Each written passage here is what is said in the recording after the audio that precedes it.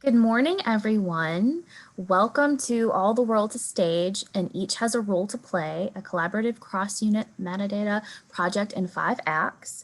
We are here with Jessica Serrao, Scott Dutkiewicz, Charlotte Grubbs, Krista Oldham, Lisa Bodenheimer, Jessica Scott, and Allison Shultz, all at Clemson University. Thank you, Megan.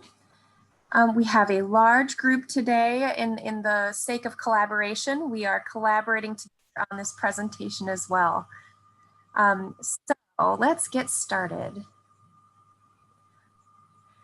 Here's an idea of, in order of appearance today, who will be talking. I am Jessica Serrao, the Metadata Librarian for Digital Collections.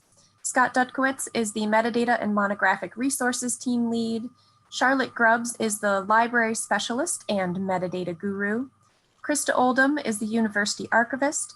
Lisa Bodenheimer is Principal Cataloger and Co-Unit Head of Technical Services and Collection Management. Jessica Scott is the Library Specialist in Tech Services, and Allison Shultz is also Library Specialist in Tech Services. We are 3 members of the metadata team and 4 project partners, representing 15 total employees who help produce a metadata project from home. This collaborative presentation will be from the standpoint of both the metadata team members who helped plan the project and provided support, and the metadata creators who were partners across the libraries implementing this work. This is kind of an overview of how we did it and what we learned in 5 acts. So to give you an overview of our play today, we will first help set the stage by giving you an overview of the project itself. Acts 1 and 2 will cover the workflows, the documentation, and the different tools that we use to get the project rolling, and the expectations both the mentors and the partners had at the onset of the project. Act 3 covers the mentors and partners' views of how the metadata creation process went. Act 4 is going to share mentor and partner perspectives on the metadata review and quality control. And we will wrap up with what we learned in Act 5, going over what worked well and what could be improved for future virtual collaborative projects.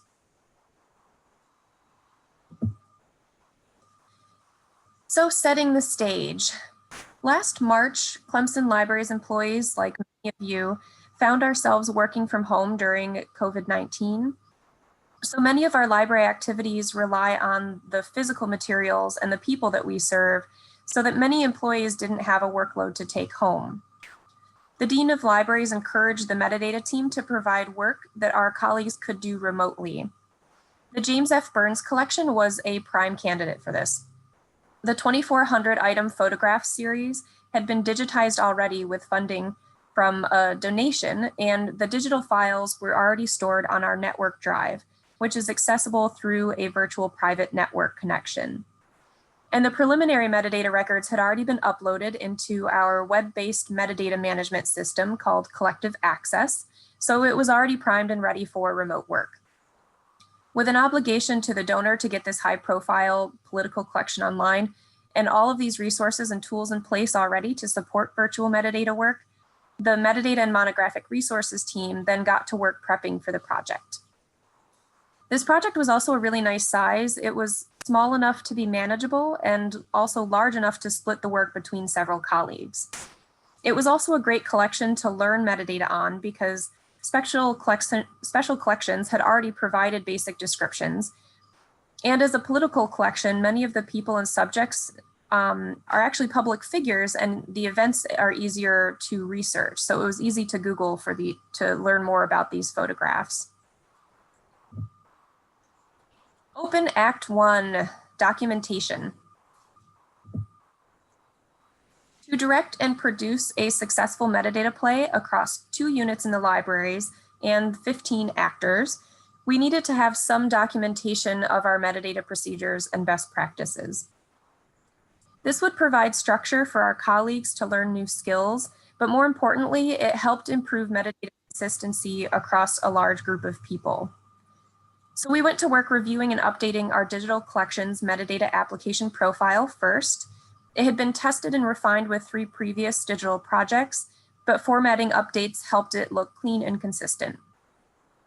This would become our partner's script on how to create metadata following local, national, and international standards. For each digital project that the libraries initiates, we also create a project charter to document project-specific workflows and metadata requirements. We create these in collaboration with our special collections and archives and our library technology unit. So this is a very collaborative effort. The project charter, which actually lives on the cloud-based box storage system, it supplied our actors with a list of elements to be used for this specific collection, who's responsible for each element, and instructions on how to assign values to each element. The charter also contained a metadata appendix with guidelines on access points, such as possible Library of Congress subject headings and name authority files that were already identified by special collections. And we also provided a list of terms that were specific to James Burns' political career. Digital projects at Clemson already utilized the web-based project management site Trello to document workflows, so we then continued with this practice with Burns photographs. We created Trello cards that you can see on the right-hand side here for each box of materials and assigned each partner to the project card they'd be working on within this metadata queue. So with all these props in place, we were ready to introduce our partners to the project. Act 2, Orientation. So to get our partners oriented, we actually created a web page on our staff web with procedures for starting metadata work. It included links to that metadata application profile and the project charter, as well as different how-tos on setting up an account in Collective Access and Trello, how to remotely access digital files, and how to get started with metadata creation. We also created 3 tutorial screencasts on using the Collective Access interface, which we linked to on this site as well. This page really became the backbone of our training, so it was a one-stop place where partners could go to get set up and acclimated to the work. So to accommodate our work from home situation, we then held a virtual orientation meeting. Hey, Mark, can you come? To coach our actors on metadata work. This was the kickoff training session that introduced partners to the project. It provided an overview of what metadata is and why it matters, a brief look at Collective Access to acclimate them to the platform that they'd be using, and a review of the training materials that are available on Staff Web. We also ensured partners that they'd be supported throughout the process via mentoring and feedback. This was really important to us. So we recorded this orientation session so that partners could review it as a refresher, and then those that were not able to attend or others who signed up onto the project later could then view it as well. Then after the orientation session, each partner received a next steps email that contained a link to the orientation recording, the individual metadata assignment for themselves, their unique login information, and also a list of next steps for accessing the training materials and getting started. It then contained their assigned metadata mentor's name. So since there are only 3 metadata team members working on this project and 15 partners involved, we envisioned a mentoring structure to help us manage the individual support that each partner might need throughout the project. By each mentor taking on a smaller group of 5 or 6 partners, we could actually dedicate more of our time for hands-on training and feedback and answering any specific questions that might arise. And then for any quick virtual communication needs, we also set up a metadata projects channel on Microsoft Teams. And that's where our partners and mentors could chat, they could get questions answered quickly, and learn about updates to the project. And now I'm going to hand it over to Scott to talk about what mentors expected from this project and the orientation process. Thanks, Jessica. This scene answers the question, what were the mentors' early expectations?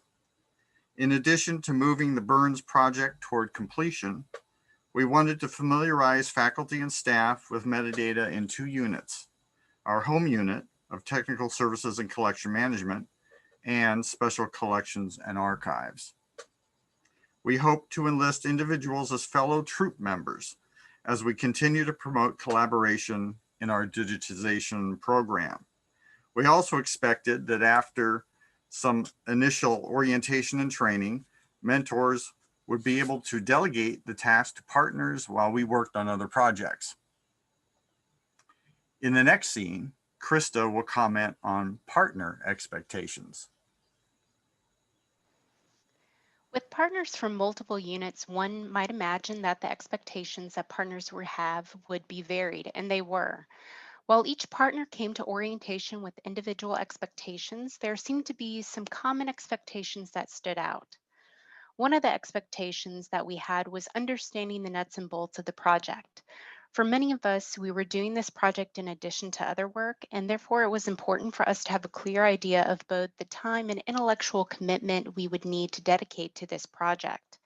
In particular, we wanted answers to what was expected of us as partners, what were we to expect from the mentors, what was the overall workflow from start to finish, what was the timeline for the project, and what tools and programs would we need to learn.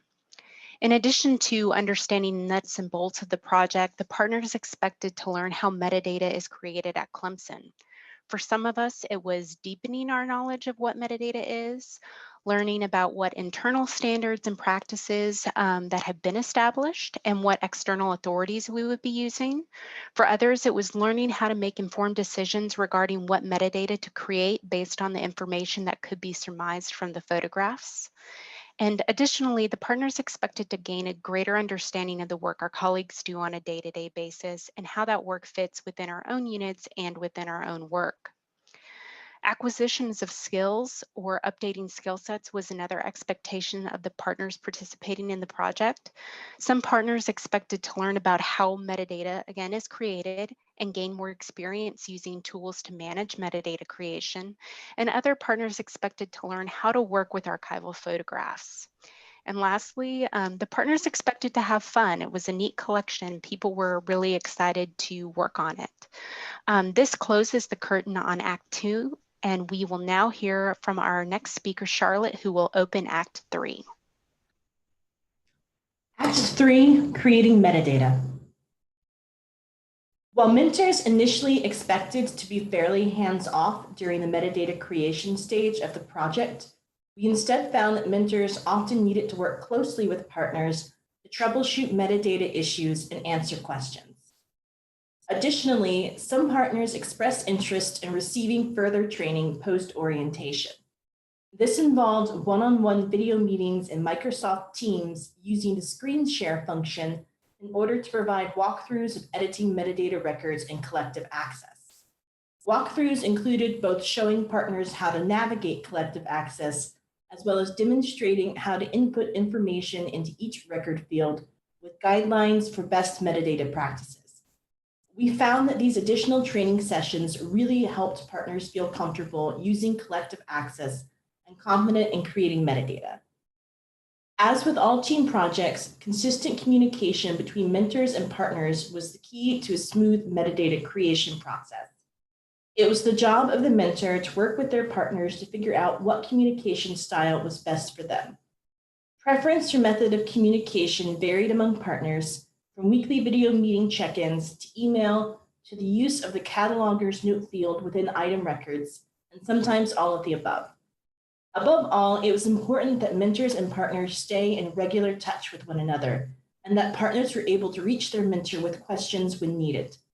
To this end, while mentors always tried to respond to partners in a timely manner, we realized early on it would be best if partners were able to have a way to talk to all members of the metadata team, not just the mentor assigned to them. We also thought partners would benefit from having a way to discuss metadata problems they were encountering, as well as solutions with each other. For this reason, we created the Microsoft Teams Metadata Projects channel. All mentors checked the channel regularly and were on hand to answer questions, enabling partners to receive more immediate feedback. And now here's Lisa with a partner's perspective on creating metadata. Hi, In the course of participating in the project, partners had questions, great and small. Most questions were answered using Microsoft Teams, either by contacting the Metadata Projects channel or by having meetings within Teams with the mentor. We also used the cataloging node within Collective Access to ask questions and get responses. The result was that partners felt supported by the mentors and knew that no matter what the question was, we could get an answer. Also, there were some types of images that presented challenges for partners, such as images appearing out of place in a folder.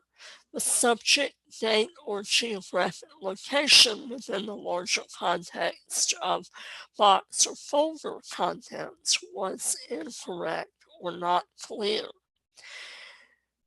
The existing description was generally at the folder level.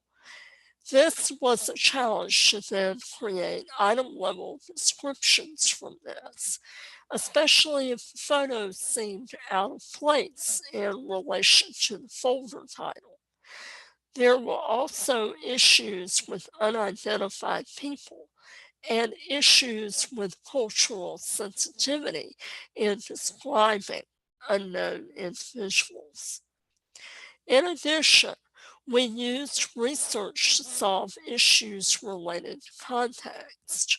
For example, we used Google to find out information that could be included in the description element or the cataloger's note.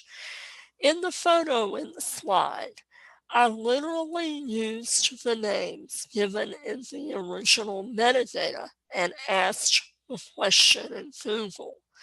What did so-and-so have to do with James F. Burns? What came up was enough information that told me exactly what happened. This photo was of a journalist, Selden Menifee, and two senators, Scott Lucas and Tom Connolly, who were discussing foreign policy in a radio interview. Burns was supposed to be present, but instead sent a statement because he was on his way to the Paris Peace Conference in 1946.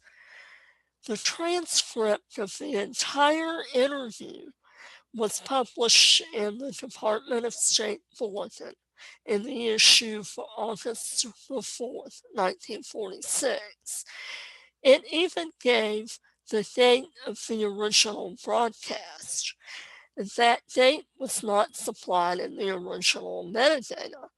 So, this is an example of how research can provide context and even a date for a photo. And now we are going to move on to our next act. Charlotte is going to begin by talking about the metadata review process from the standpoint of mentors. For metadata review. Early on in the project, mentors decided the best review practice would be to have partners begin with a small set number of records that mentors could then review and offer feedback on. Ideally, mentors would have time to review these records before partners moved on in their assigned boxes so that partners could incorporate any feedback as they continued their metadata work. We had hoped this would limit the amount of time partners would need to spend revising already completed records. However, we found at times a partner's faster pacing meant this wasn't always feasible from a mentor's perspective. Mentors also found that the metadata aspects we expected to need revision were not the areas partners were running into problems with. We had expected that partners would struggle with identification of individuals and images and providing descriptions for images with little to no information. Instead, we found partners struggled less with identifying and describing image contents, and more with the limitations of search capabilities within collective access when assigning controlled headings. Some partners were also unfamiliar with best practices for applying controlled vocabularies such as LOC name authority files. Partners actually did very well with identifying individuals, even going so far as to provide enough biographical information to create local subject headings. Overall, we found that while metadata quality varied between boxes, most partners went above and beyond in describing their images.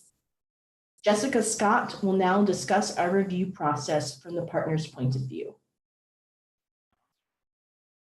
Though the review process can normally bring upon anxiety, it ended up being a more enlightened process for us partners. Reviews were done in sections as we worked instead of at the end. Instead of waiting till the end to review our work, mentors evaluated our images in sections as we went along. This worked well since it allowed us partners to learn what to do on layered images, cutting down on mistakes we'd have to deal with at the end of the process. Mentors gave timely responses that allowed us to learn as we worked and build our confidence. Our questions and concerns were also answered in a timely manner by our mentors, which really helped with our productivity and confidence as we worked in a new area. I was able to track what I learned from PACE reviews. For me personally, our method of review and response allowed me to create a chart of the questions I asked or things my mentor pointed out and place them side by side with the answers. This helped me to keep up with everything I learned as I continued to work. Next is Scott with Act 5. As the curtain opens to Act 5, you're probably curious to know how the play turned out. What did the protagonists, partners, and mentors learn? With each metadata project, mentors have encountered new situations. These challenges help us adjust and amplify our practices. The Burns collection was no exception to what we observed in other collections. There were many persons in photos that neither partners nor mentors could identify and therefore could offer no subject access for them. An innovation started from an unexpected source. A partner used the Library of Congress subject heading, anonymous persons, in a record. Instead of dismissing the suggestion, the mentors pondered how this idea could help deal with this recurring problem. But the term had to be analyzed carefully. Anonymous persons describes individuals who are trying not to be identified. But from our point of view, we simply do not know who they were and could not presume to label them all as recluses. So the mentors asked what term would best fit the needs of the users of this metadata, and at the same time, not inaccurately ascribe a quality to these persons. Why not incorporate the neutral term unidentified? So we established the term unidentified persons in our local subjects term list and communicated how to apply the term to partners during consultations, in email, and in the metadata profile. We also did not anticipate encountering foreign languages. Our metadata standards state that we transcribe language that appears in or around the image. For instance, a sign in a photograph or a caption that is visible on the image. When these details are in English, we just copy them into the description field. But in this collection, a few Hebrew and French captions turned up. There were also 4 examples of graffiti in Russian. In these cases, we had to translate as well as transliterate. Were we thwarted by this? In these cases, we had sufficient expertise among the project participants or affiliated with the university. The lesson here is to stay aware of your in-house experts. Beyond some technical successes, mentors also noted other project gains. Mentors found partners to be good students of metadata procedure. who did not mind conducting additional research. Many discovered astonishing facts that greatly supplemented or even corrected the information that was already recorded in the original metadata. For instance, research on problem images led mentors and partners to the Truman Presidential Library image collection. Communication with partners was successful, with each mentor finding the best channels to stay in touch with partners. For instance, I scheduled weekly Teams meetings with my partners. I logged 27 hours of meeting time between May and September. There was also the delightful outcome that some of those who completed their assignments early were already asking for more chances to do metadata. These are examples of how things went well. In the next scene, Charlotte will review some of the challenges mentors had to overcome. While there was a lot that went well with this project, we also encountered unexpected hurdles. For one, we underestimated the amount of time mentors would need to invest into the metadata creation stage of the project. Originally, mentors had planned that after the initial orientation stage, there would be minimal intervention by the mentors. This ended up not being true. Mentors were consistently involved with providing feedback, editing records, and answering partner questions. Mentors also had to be responsive to requests for research or the creation of local headings. Second, we quickly realized that the projected completion date was not feasible, mostly due to the amount of time partners had to devote to the project while balancing their regular job duties. While we initially planned to be finished in August, the timeline for the project stretched out as partners started to return to their work sites on campus. Third, mentors who had not done quality control before were a little overwhelmed. In particular, we found that it was too easy for partners to get ahead of mentors, leaving some boxes with little to no quality control prior to partners finishing. Mentors had to play catch up.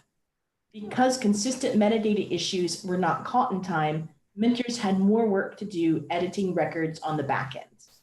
This led to some issues with consistency of metadata quality between boxes.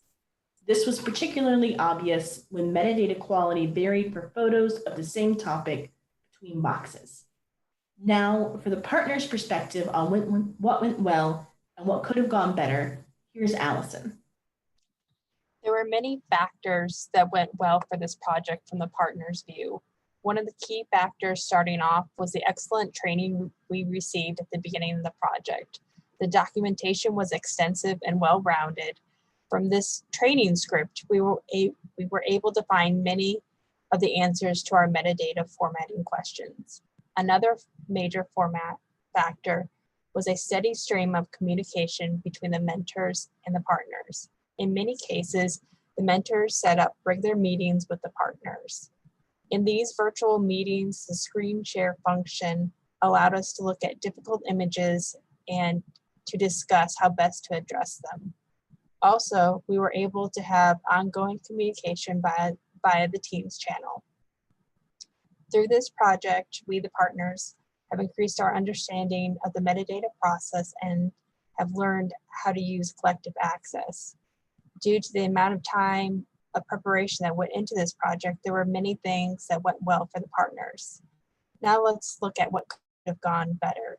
When the partners discussed what could have gone better, there wasn't much we could come up with. A key issue that came up for everyone was the question, how much information was enough? While I know mentors addressed these questions as they came up, it still seemed to be a struggle for all the partners. Another factor was the difficulty in naming some unidentified individuals. Since the collection was broken up into boxes and assigned to different people, an individual might be named in one box but not in another. A common board of unidentified individuals would have been helpful. Overall, this project from the partner's view was a success as well as being a lot of fun. Now Jessica will discuss our coming attraction. Coming soon. The Burns collection is coming to a website near you. So after 6 months, we are about 70% of the way through the 2,400 photographs. And really, as Charlotte mentioned, this is no small feat for our small but mighty crew, because we saw this progress occur in the face of additional changing roles and priorities that we were all juggling while working from home, and then also transitioning back to the workplace. This was a really fun project, and it was a great way for us to work closely together while being physically apart, and it gave us all an opportunity to grow new skills. So keep your eye out for this digital collection at our website, digitalcollections.clemson.edu.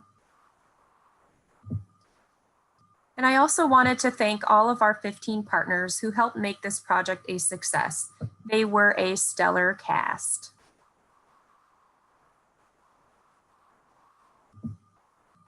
And we want to thank you all for being here and listening to us, and we would be happy to take any questions.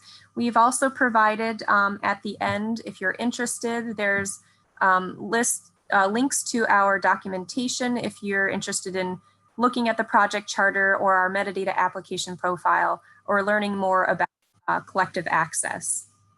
So thank you.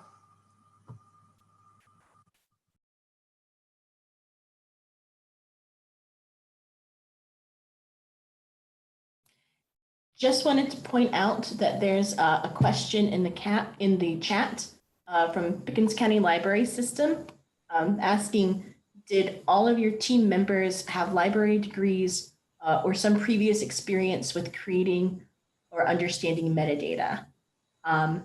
Maybe Jessica or Scott, you want to take this?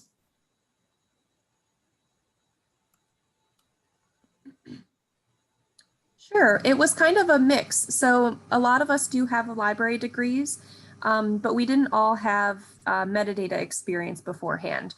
So one of the ways that we thought through this was finding partners in either technical services or in special collections. So special collections then had more of that historical archival background that could help describe the materials. And our technical services partners often had cataloging experience. So they brought to the stage a lot of different skills that they already had, even if they didn't necessarily have a library degree or specific metadata experience. We found that their backgrounds really did help them understand how to create metadata. But that was one reason we also did provide some of that training in the beginning with the orientation session, describing what metadata is and the best ways to approach that. And of course, you saw that coming through as some of our challenges in, defining how much is enough, how much description is enough. So we tried to work through a lot of these basic metadata questions throughout the project as well.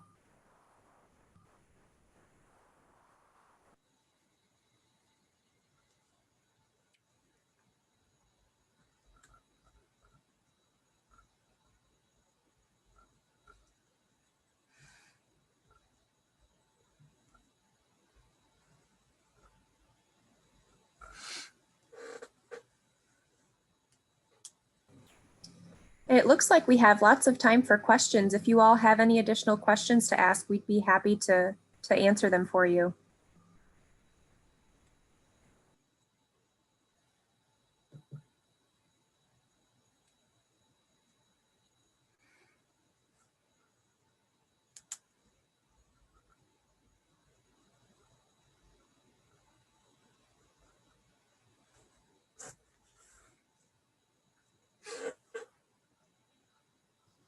There's another question in the chat. Do you think it would have been more difficult to begin with a question, or I'm sorry, do you think it would have been more difficult to begin with a collection of documents? I'd be glad to tackle that one for a moment or two. Yeah, documents instead of photographs. My own personal experience has been that photographs are a lot more accessible immediately for people to work with because of their visual nature, and we're used to looking at images and understanding a little bit about how to interpret them. I have parallel experience with a document collection, and there you are going through multiple pages in a particular document. You have to do a lot more reading. I think probably the vocabulary choices in Library of Congress subject headings, geographic location, editing titles, dates are rather difficult for beginning metadata.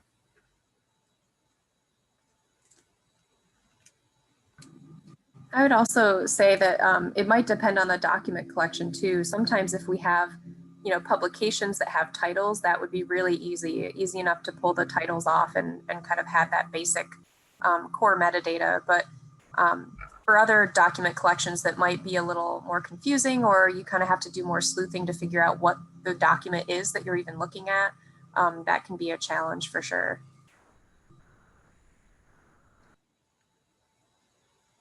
And we had a question about how many people were involved. 15 of us.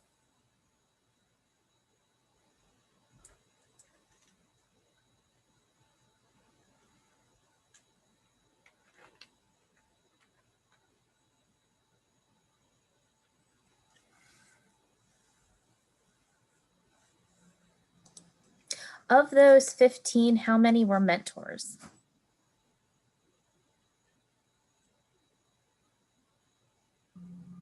We had 3 people from the metadata team as mentors, Scott, me, and Charlotte.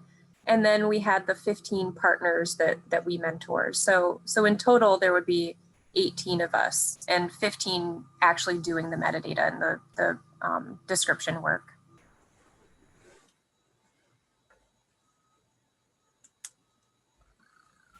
And I think that was the biggest challenge of all this is how we had never done a large project like this, kind of it's almost like a crowdsourcing within the libraries. And it was a bit challenging to figure out how to coordinate all of this and make sure we were all on the same page. Usually most of our collections we keep within the metadata team. So we have 4 people on the metadata team. And this is the first time we kind of branched out to a large group of people. So it was really rewarding working with everyone and seeing people learn new skills and pick up these great experiences with metadata creation. And it also helped them understand what our work was about and what metadata was. So it was a little bit of cross training and sharing our knowledge with the rest of the libraries. But again, it was a bit of a challenge trying to coordinate 15 people and the metadata work they were doing. So the mentoring was really a good component of keeping everyone together.